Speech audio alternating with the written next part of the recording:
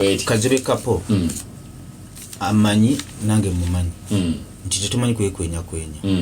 betuba twagala ekintu tuba tukyagala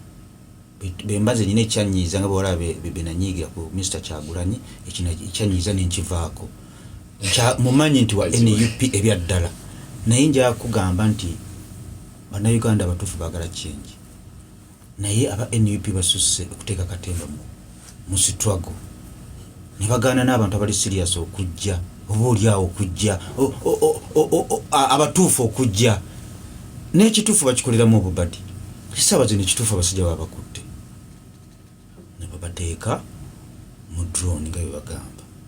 singa bebagamba ngera amawulire galaza kubanga kamera terimba kuba kamera kolo tezalaga nga bakwatibwa naye tetuwakanya kubanga babakwata naye botunulira body language nganzi yasoma body language yazali banga manyi body language dala Mathias Walukagga nze ntaddewo emitwalo 5 saagala agende yefumita ekintu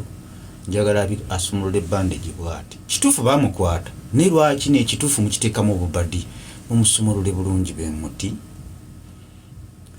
tulabe ekiwundu ekiri ku mukono kubanga yalabiddwako nga yogera naye neerabira nti omukono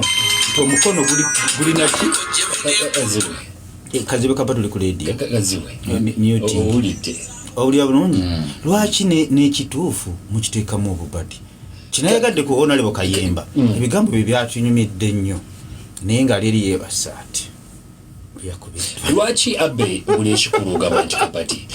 kale Abe soko kapo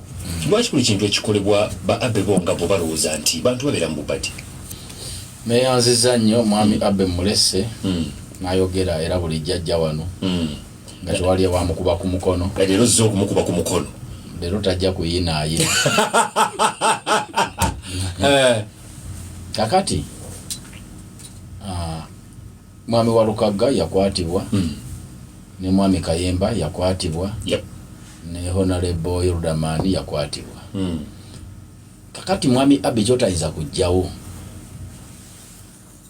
olwokuba olunaku olulonna abantu walabanga bali mu kuswanyula mikro si bwe kiri nga tuli nga birina live nga mawulire gakyaliyo nga tebannagakomako kugakuba ku nsoloboto na kugakuba miggo nago tolina bwejjawo nti abantu tebakubibwa kukyalabikwayo kuba buli yali ayitayo nga bakola ki ng'akubibwa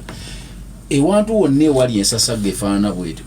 ate tolina bwogamba nti tebakubwa kuba singa waali tetulabyewo bakubwa ng'abamawulire ng'abaki twandige nti iyi naye balonzeemu bano kati gavumenti entwala gyetwalamu abantu oli ne bw'aba akola akabadi n'abasika akoze tokyalina bw'okijja ku bantu nti tebakuba bantu oba teyakubiddwa naddala mu ddulooni nga bakutaddemu olaba akuba be baalekawo ne baleka ababalemazza ate ole yayingizibwa munda ate bw'ogamba ekyobubadi sikiri ku NUP yokka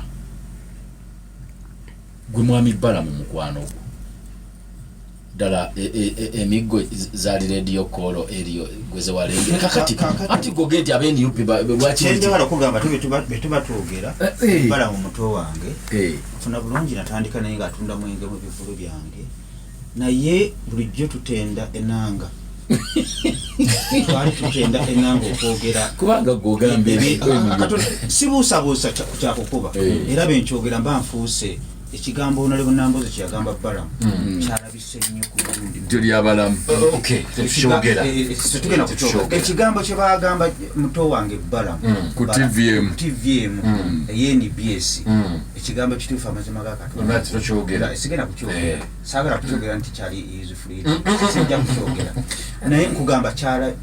amakulu gaakyo gaviiriddeyo jjo ng'ali ku Senyuka TV omusajja enanga tagenda kwerabira byafaayo olunaku lye yagamba drone nagiyita akanyonyi akamunyenye kagize kati mu bbanga ekigambo ekituufu bbalamu ekigambo kyajjo ekyajja ati okukuba abantu katono nnyo okukuba abantu bannayuganda abeetondera okubalaatira mu bintu by'obulamu bw'abantu si kirungi kubalaatira yabalaasi esimu zo tezigenda mu silent nabana bankona baso ate nasobanga alina ku radio maya abantu mune tebategeera kali go buzibu bolowooza nti bobera ku radio ensi enne bemanyi tuli ku radio kati nyinzo mukwanaga ontumirako kale awo bala ndikisingala tukanye eje muntu mbadde kugamba jengendo kusembyayo musaba kabampani gwe nola baloleza amayinja mukaaga ne batakwata bazirese adde okuwamba lolezo balatira mu bantu nga sagala